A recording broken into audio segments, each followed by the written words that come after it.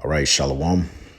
First and foremost, Barakath Yahweh, Barakath Yahweh Shai, Barakath Yahweh, Barakath Yahweh Shai, Barakath Yahweh, Barakath Yahweh Shai.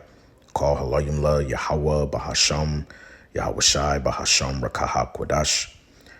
Double honors to the beloved apostles and elders of Great Millstone, better known as GMS, who rule well. Peace and salutations unto the hopeful elect, the Tabernacle of David, Salakia, beginning with the 144,000 and the rest of the men, women, and children out of the 12 tribes whom Yahweh, Bahasham Yahweh Shai, will ultimately have mercy upon in these last days. And I'm your brother Matizabath from the branch of the Great Millstone here in Melbourne, Australia. All right. And just coming with another news and prophecy update pursuant to Esau's lockstep agenda, which is ultimately going to lead to a surveillance state, all right, which will happen on a global stage when they usher in their new world order, also known as their enterprise, all right. And I sent this news update here in Australia to the beloved brother Yashar from GMS down under Australia. All right, subscribe to his YouTube page so that you may be edified. The brother puts up very edifying lessons.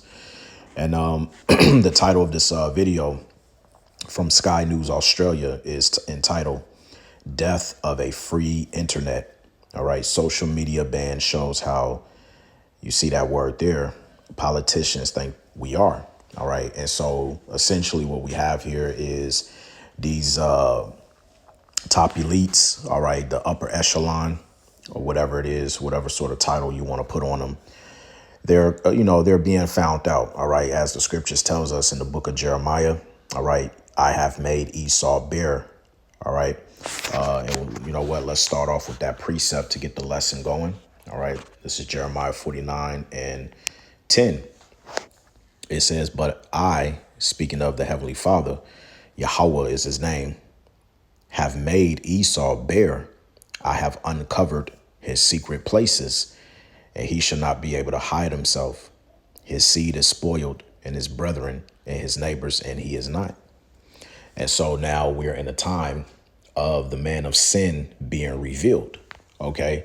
And as we continue to get closer and closer to this man's rulership coming to a complete end, until Yahweh Shai makes his second return, all right, you're going to see things get a lot worse. But as they continue to get worse, you're going to see this devil's true horns, all right, as time progresses. Remember, the scriptures tells us in Revelation, the 12th chapter, let's also get that precept.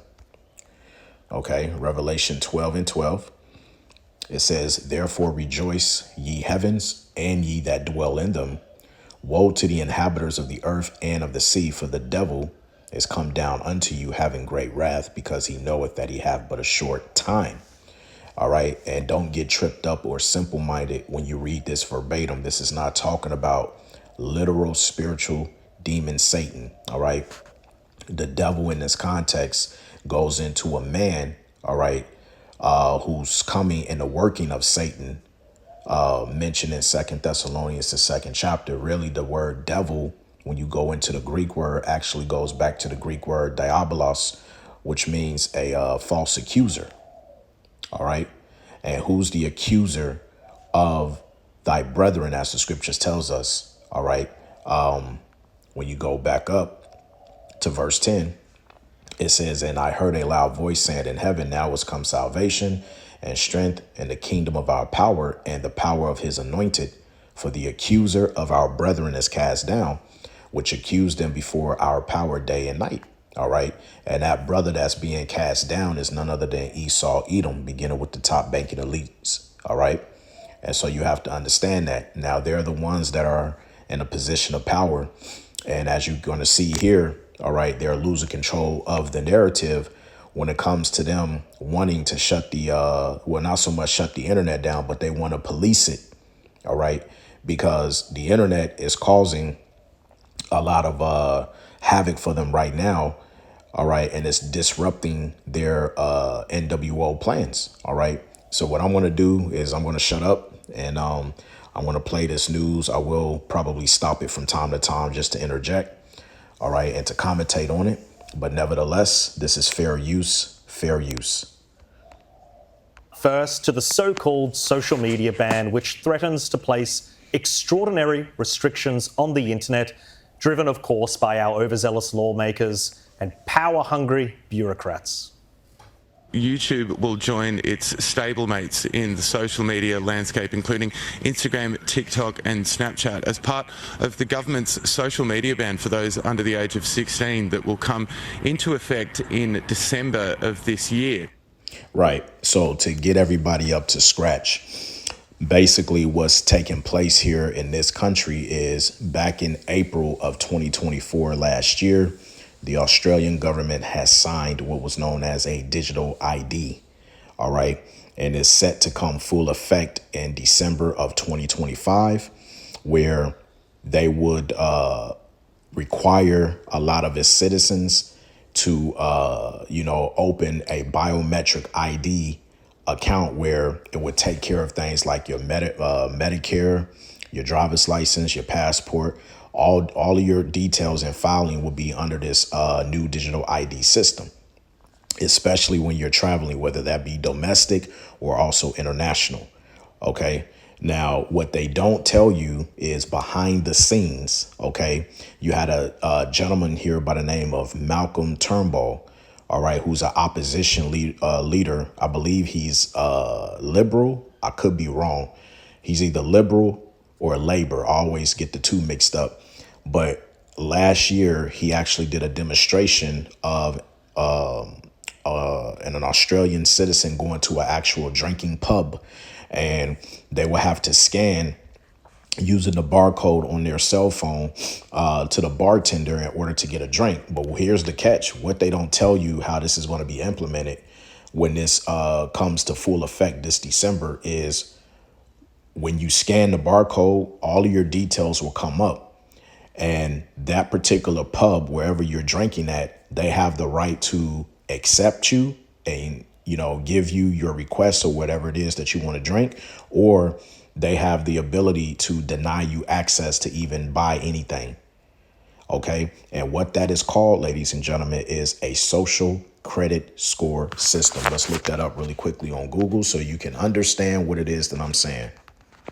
All right, what is a social credit score system? OK, it says the social credit system is a record system so that businesses, individuals, and government institutions can be tracked and evaluated for trustworthiness. OK, this is what they're not telling you behind the scenes on what this ID digital system is really going to look like. What they're doing is they're trying to sell you the illusion that is for them to make sure that we can identify illegitimate behavior online. We need to protect our children. Therefore, we want to put an age limit. OK, if you are under the age of 16, OK, you cannot create an account such as on Facebook, TikTok. Now they've added in YouTube. That's what they're trying to sell to the public. But really, it's to set the stage where it's not just going to be an age consent, but it's going to trickle down to every single Australian citizen within this country. OK, and this is not only happening in this country. What you have to understand, this is going to be a global effect because other countries will implement this same strategy. It's already happening in China. It's already happening in Uganda. OK, it's already starting to happen in the U.S. OK, Donald Trump already signed in with a company named Palantir, where they're now trying to usher in drones and facial recognition ID cameras. OK, so this is the next big step. It says it is based on varying degrees of whitelisting, termed red listing in China, and blacklisting. OK, this is what it's going to. And they showed you things like this in the TV series Black Mirror. OK, so let's play some more. The legislation isn't what it first appears to be. Labor went to the election with a very minimalistic sell on these laws. It was about the kids, it was about preventing harm, and it was about only keeping that harm away from vulnerable kids. Communications Minister Anneka Wells repeated these slogans this week. The evidence cannot be ignored that 4 out of 10 Australian kids report that their most recent harm was on YouTube.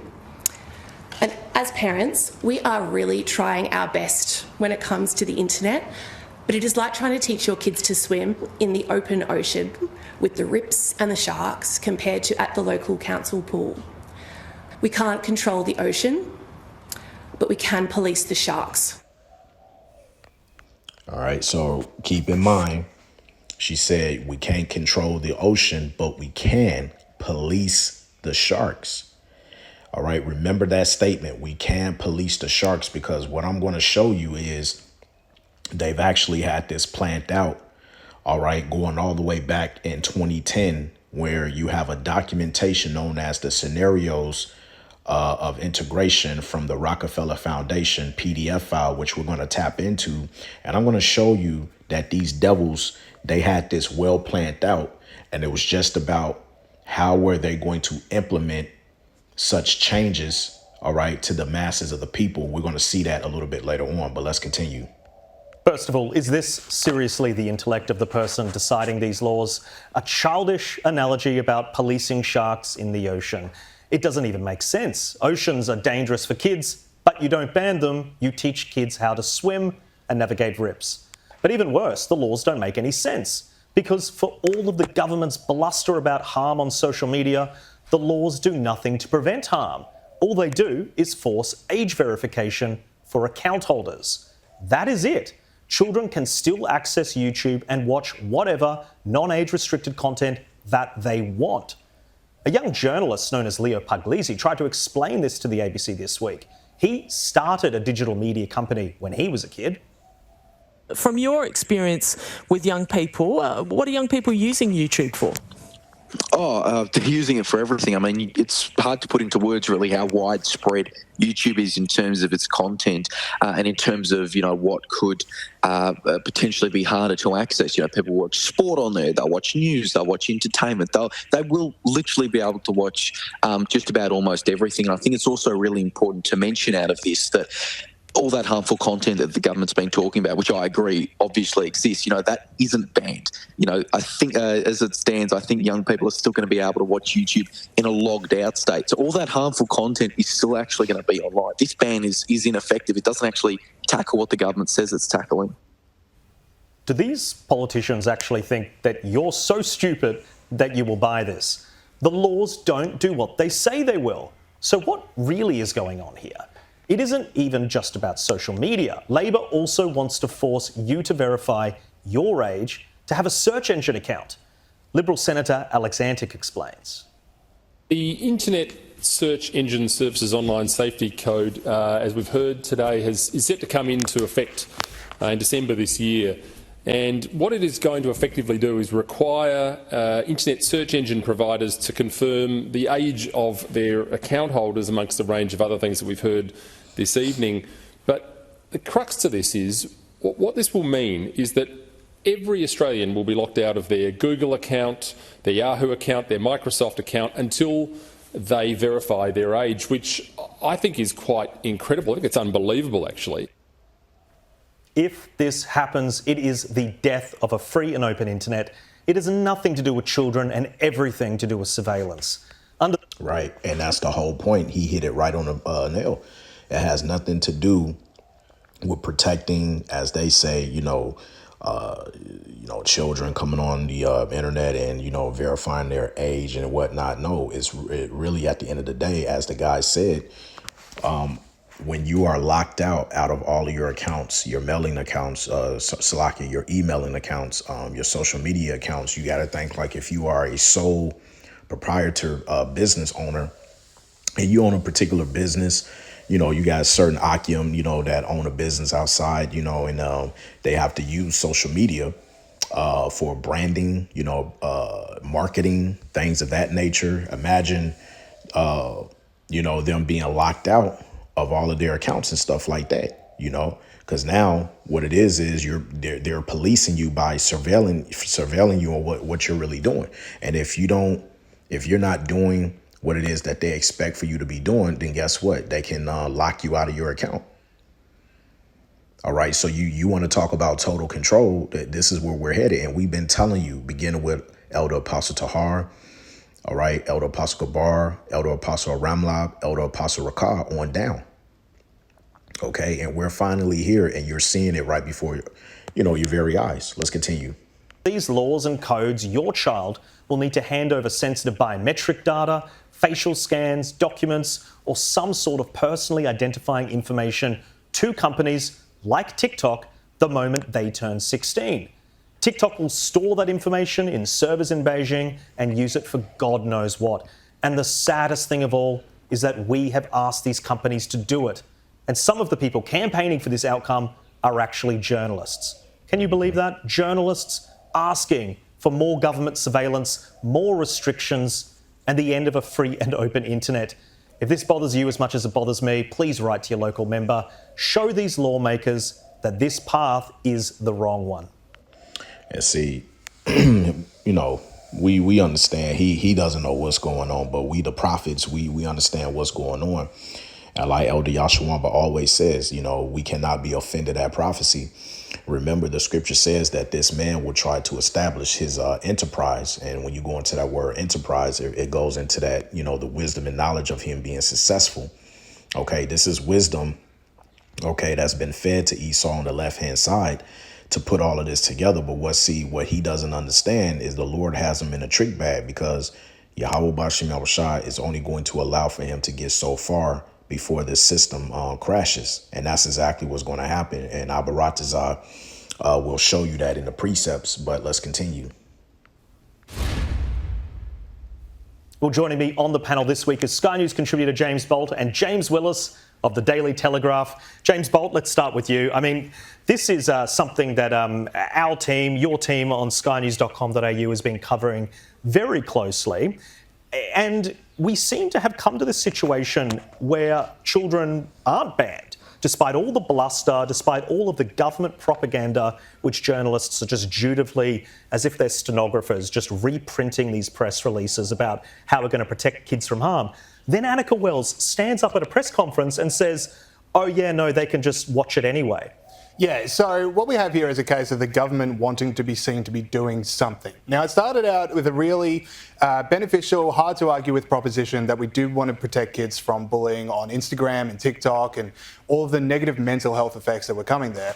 Then when you get into trying to draft a policy, you're not taking the bird's eye view, you're not taking your time because you have to be doing something as a government. And then we get these things like YouTube, where we bring in these regulations that don't actually stop kids accessing things, but do bring in stuff that Alexandria was talking about age verification. It's the lack of thought through, calm policy making that really gets me on this one. And it's something that governments are just doing over and over again. Yeah, and James Willis, there's also an element of a political divide which is growing. And the coalition was lockstep in favour of this up until very recently. And now there appears to be this political divide that's breaking out. And the Liberal Party, very unhappy with Julie Eamon-Grant, the Safety Commissioner. They have obviously asked for an investigation into the code. And the Liberal Party position now is that this whole search engine verification process, which isn't legislation, it's a code. It is someone who is unelected who is going to enforce this on Australians. They think that that's too much power for one person to have. It's creating the battleground for a very interesting legislative debate. Yeah, and I also think that where we've had the challenges here, Jack, in the early stages of trying to roll this out is, number one, is trying to say to some parties that they are exempt, while other parties are going to be hit with this in full blast. Now, they squibbed it on YouTube by seemingly suggesting that YouTube would be exempt from this, and then at the last minute saying, no, YouTube had to be included. But then you've got all these other platforms, and you look at the apps that you've got on a mobile phone now, the games, the platforms that kids use. I mean, they're exempting computer games from all of this, live sort of video game sites. So everyone that's exempt is saying, well, how good are we? and everyone else is saying, well, this is unfair. So that was never going to work properly. In regards to some of the Big Brother stuff, I think you're right. Like, from the very initial proposition of trying to keep the internet safe for kids, we are now getting to an area where people have the right to be concerned about what data is being shared all over the internet. In saying that, I feel like already, certainly if you've got a social media profile or a LinkedIn profile or any sort of social media online or a website, then a lot of your information is out there. To sort of force this is a different story, and I understand the TikTok concern given they are Chinese owned. But in the early stages, I'm starting to worry about just how widespread this is going to be, whether it goes into the free speech stuff that the government's been trying to get up as well. But I think the big issue here is the divide between saying Instagram are part of this, YouTube are now part of this, but these other platforms that might be harmful for kids, that might be distracting for kids, that might be stopping kids from being kids, are going to get a free ride. So far, you give the government a big fat F for the way that they've rolled this out. Yeah, it's a lack of clarity on it, James, as well. And I mean, you know, the road to hell is always paved with good intention. Yeah, so, you know, that's pretty much it. That's really all we need on that. Now, what's interesting is, as I stated before, this is all playing out, going way back. And, you know, remember, you had a man by the name of Jay Rockefeller who stated this about the internet. Let's check this out. Tomorrow, a full committee hearing on cybersecurity. And this comes within our purview on this committee. And not trying to be dramatic about it, when the internet was invented, everybody fell flat in their face. They were so thrilled. And the world began to do business in a different way. Now, both the President Bush's Director of National Intelligence, Mike McConnell, who I greatly respect, and President Obama's Director of National Intelligence, Admiral Blair, who I greatly respect, have labeled cybersecurity perpetrated through the internet as the #1 national hazard of attack on the homeland in West Virginia, in West Virginia, America, or anywhere else. So, I mean, it really almost makes you ask the question, would it have been better if we never invented the internet and had to use paper and pencil or whatever? And that's a stupid thing to say, but it has genuine consequence, because it's on the internet that these acts of shutting down, you know, they have the television saying that, ads every day saying that the Department of Defense is attacked 3 million times a day, and it's true. Everybody is attacked. Anybody can do it. People say, well, it's China and Russia, but there could be, you know, some kid in Latvia doing the same thing. I mean, it's an individual act. It doesn't require a sleeper cell. It doesn't require any, ammonia or explosives. It's just an act. And yet it's an act which can shut this country down, shut down its electricity system, its banking system, shut down really anything that we have to offer. It is an awesome problem. On the Intelligence Committee, we were taken for a full day to discuss, to a undisclosed place in Virginia to discuss this. It is a fearsome, awesome problem, to speak. I mean, obviously it's broader than that too. I wonder where this stands with you, what your thoughts are, and what you think we ought to be doing about it.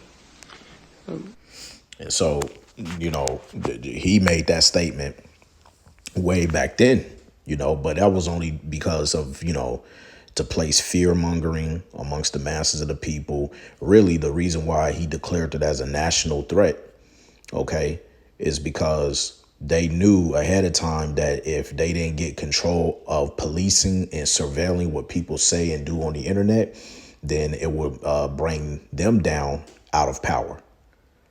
All right. That's why you see they're losing control of the narrative now. So they have to do something where now they have the technology to do so. This is where their AI comes in, because AI then will control, you know, what gets uploaded, AI will control what can, be granted, what will be declined, this, that, and the third, what's good for you, what's not good for you. All right. This is where we're headed. And so now that brings me to, let me see here. We don't need that. All right. That brings me to this. Now, this is from the Rockefeller Scenarios of Innovation PDF file, which you can look this up on Google. And we are on page 23. And we are in the form of technology in lockstep. So I'm just going to read this through really quickly. All right. And then we're going to get some precepts and close out. It says, while there is no way of accurately predicting what the important technological advancements will be in the future, the scenario narratives point to areas where conditions may enable or accelerate the development of certain kinds of technologies. Now, keep in mind, this report came out in 2010. All right. So even though the technology that we have today wasn't around back in 2010, all right, they're just putting the sort of scenarios on what they want to play out.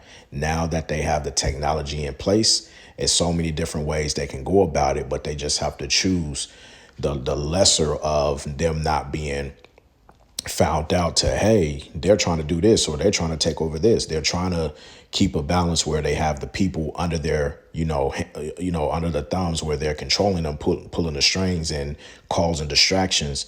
But then at the same time, they're trying to introduce their, as I stated before, their new world order. So it goes on to say, thus, for each scenario, we offer a sense of the context for technological innovation, taking into consideration the pace, geography, and key creators. We also suggest a few technology trends and applications that could flourish in each scenario. It says technological innovation at lockstep is largely driven by government and is focused on issues of national security and health and safety. Most technological improvements are created by and for developed countries shaped by governments' dual desire to control and monitor their citizens. It says in states with poor governance, large-scale projects that fail progress abound. So check out these dot points. It says technology trends and applications we might see. It says scanners using advanced functional magnetic resonance imaging technology become the norm at airports and other public areas to detect abnormal behavior that may indicate antisocial intent. So this is where your facial recognition cameras are placed up. They showed you this in the movie Minority Report with Tom Cruise. All right, keep in mind this report came out in 2010.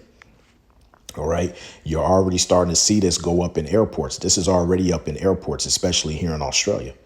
It says, in the aftermath of the pandemic scares, smarter packaging for food and beverages is applied first by big companies, producers in business to business environment, and then adopted for individual products and consumers. New diagnoses are developed to detect communicable diseases. The application of health screening also changes. Screening becomes a prerequisite for release from a hospital or prison, successfully slowing the spread of many diseases. You already know where that's going. Next one, it says telepresence technologies respond to the demand for less expensive, lower bandwidth, sophisticated communication systems for populations who travel is restricted. But here's the ultimate one, the last dot point. It says driven by protectionism and national security concerns, nations create their own independent, regionally defined IT networks, mimicking China's firewalls. Governments have varying degrees of success in policing internet traffic, but these efforts nevertheless fracture the World Wide Web. Okay, so they want the governments like I think it was Nick Rockefeller, one of you brothers can correct me if I'm wrong. He made the statement, said, I don't give me all the money and I don't care who's in a power to run the country, right? What sort of laws they create or whatever the case may be. This is why the elites, they put the onus back on whoever they set up in power to run the nation. Well, however you want to implement it, just implement it as long as it leads to the main goal.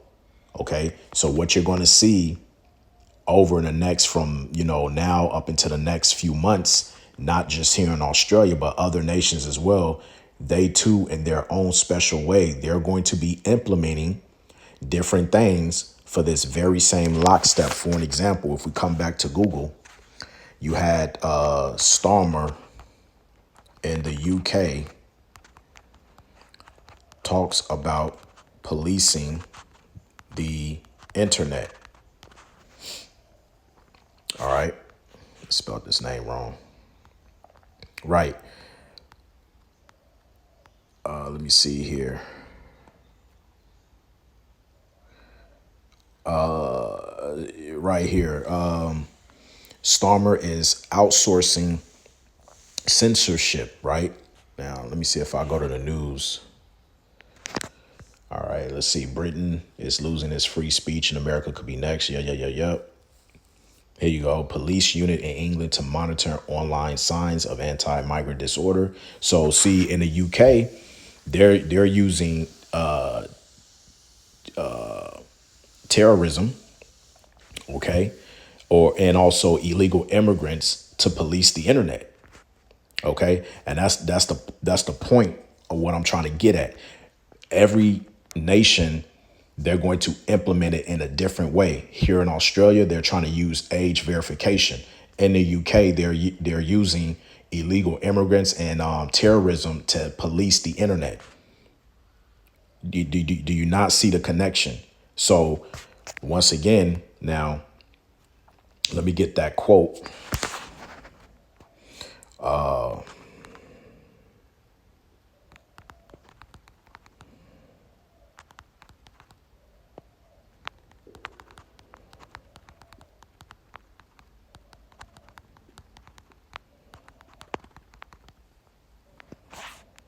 Let's see if right. It was John Mayer Rothschild. I think I said Rockefeller earlier. If I did, Salakia, please forgive me. That was my error. But John Mayer Rothschild said in 1790, "Permit me to issue and control the money of a nation, and I care not who makes the laws." You see that? Nathan Rothschild also said, no, I think it was, John Mayer Rothschild. Yeah. John Mayer Rothschild said that. All right. So as you see there, okay, when the elites have everything in their possession and control, they put people in power that infiltrate governments and whatnot. And they don't care what sort of laws or whatever they make, as long as it leads up to the ultimate agenda, all right, that they put in place from the beginning. So that's why I showed you different scenarios, whether here in Australia, how they're using age verification to implement by cracking down on the internet. And then I've also showed you what you can look up. Starmer in the UK, he wants to police and crack down on social media. All right. So different countries, they're going to use different scenarios to implement this change. But guess what? It's all going to lead to one destination, and that's their new world order. All right. So let's get ready to close out and get a few precepts. All right. One of the first precepts I want to get, Isaiah chapter 10, verse 1. It says, "Woe unto them that decree unrighteous decrees, and that write grievousness which they have prescribed." All right. And so Esau, he's known by the laws that he makes. Matter of fact, there's another scripture in Psalms. Let me see if I can remember it.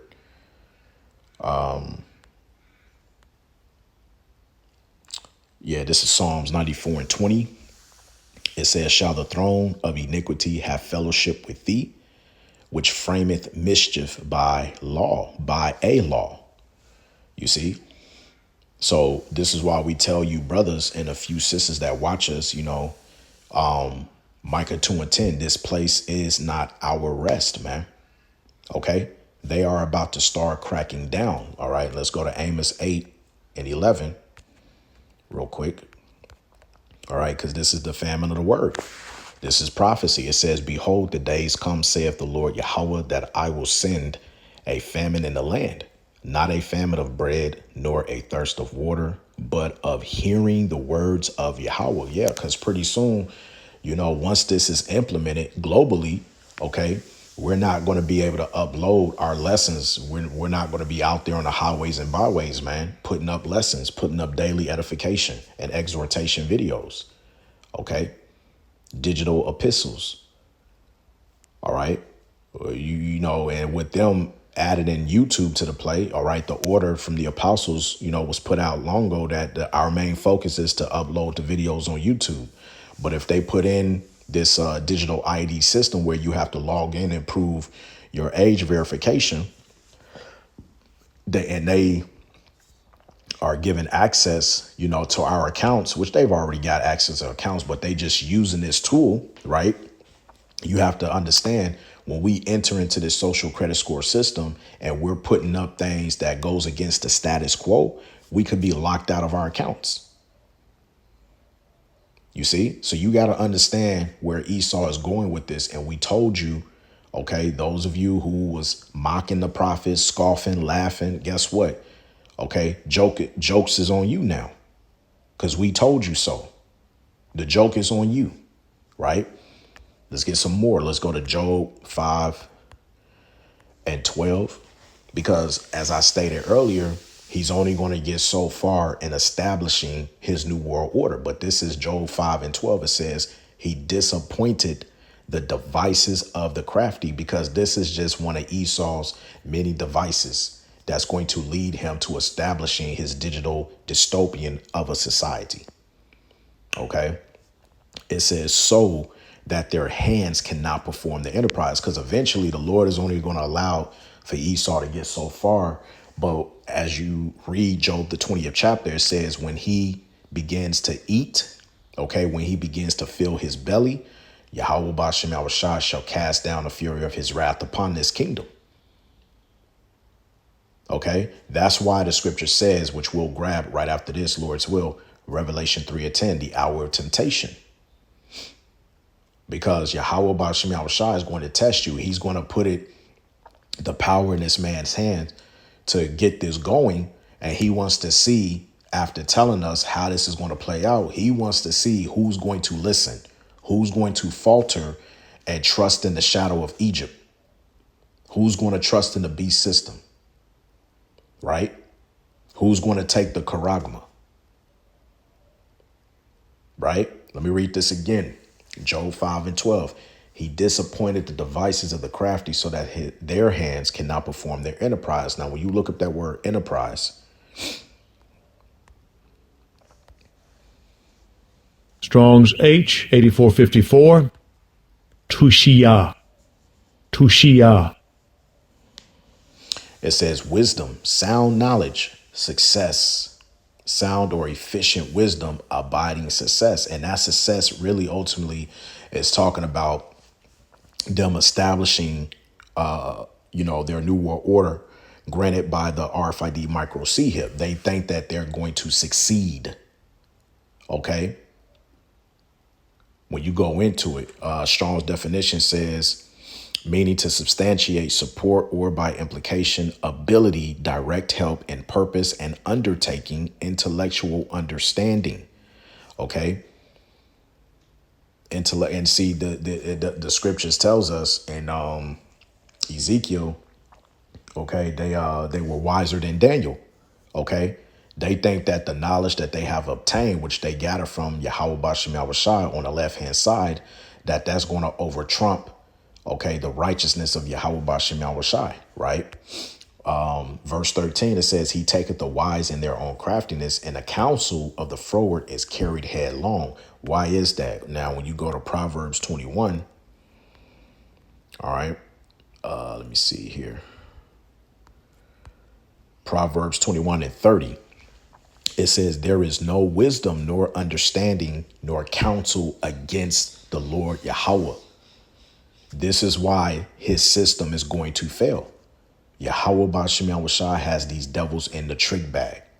So that's why he said in Job that he's going to disappoint their crafty counsel. because he's only going to allow for them to get so far before, let's get that in Job, the 20th chapter.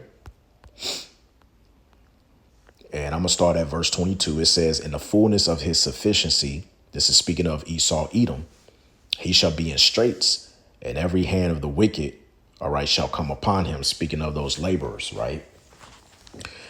Verse 23. And when he is about to fill his belly, when he's about to establish his new world order, all right, when he's mandated the charagma, the RFID microchip, what's going to happen?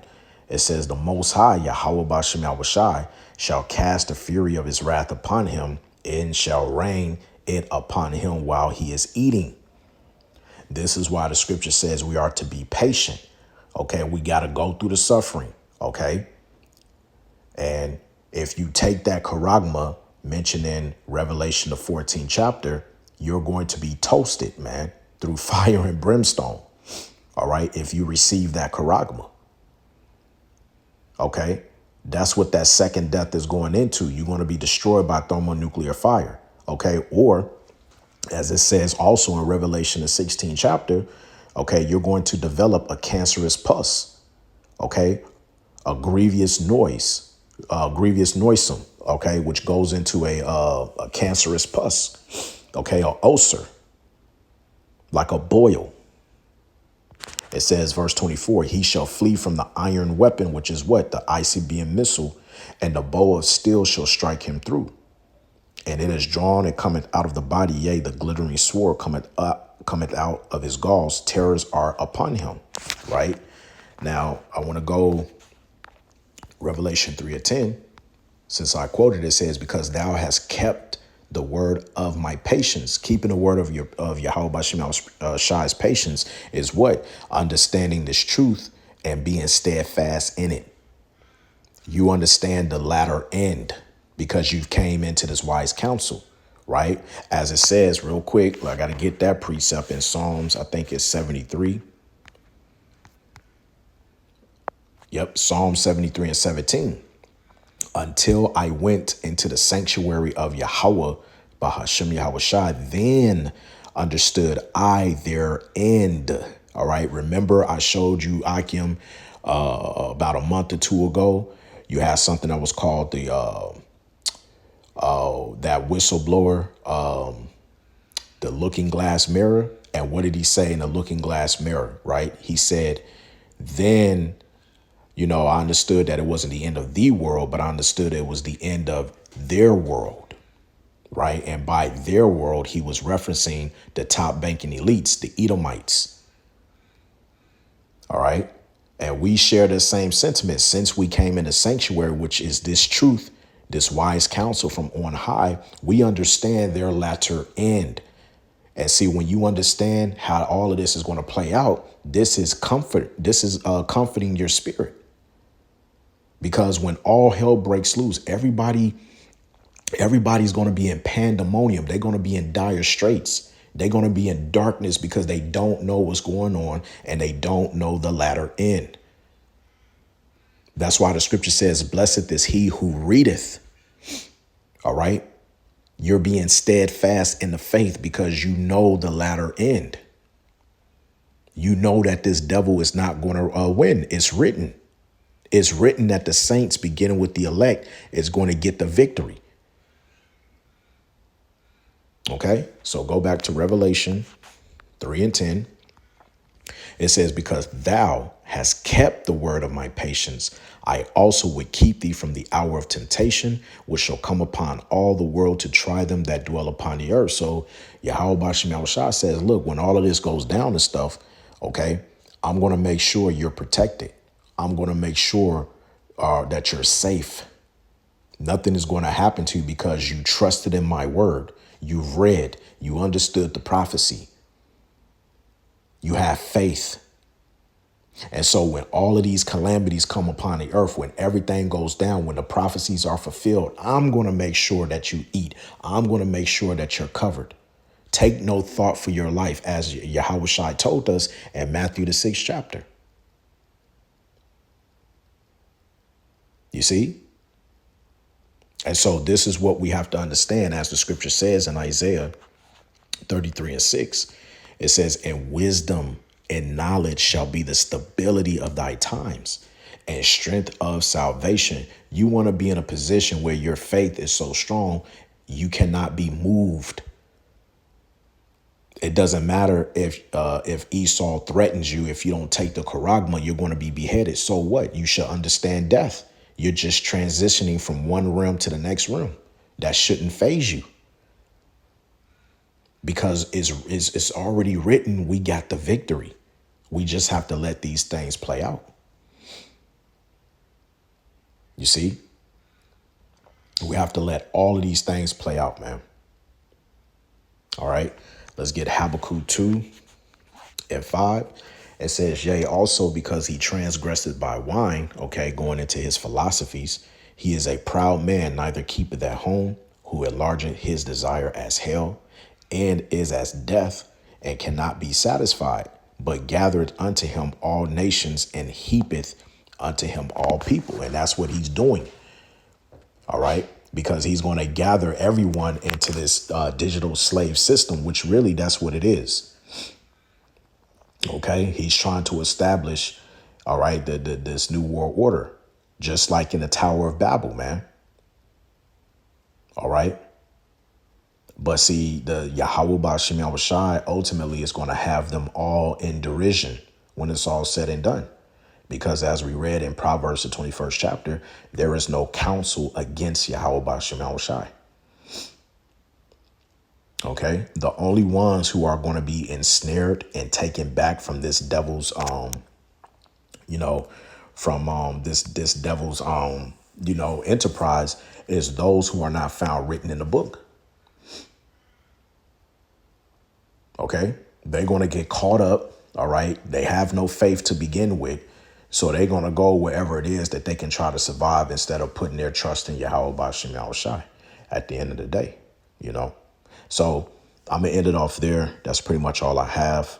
Just an update dealing with this lockstep death to the internet here in Australia.